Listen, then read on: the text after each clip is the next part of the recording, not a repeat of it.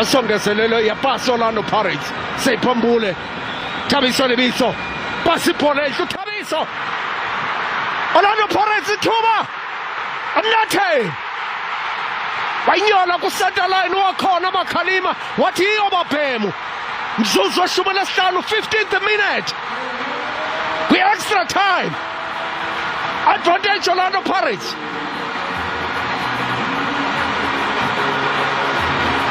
umqeqesho Orlando Pirates xa ubhiyoza uba phakathi kwaba badlali sawubona ngeblazer uba hayi ngumqeqeshi lo ayingomdlali uyayibona imincili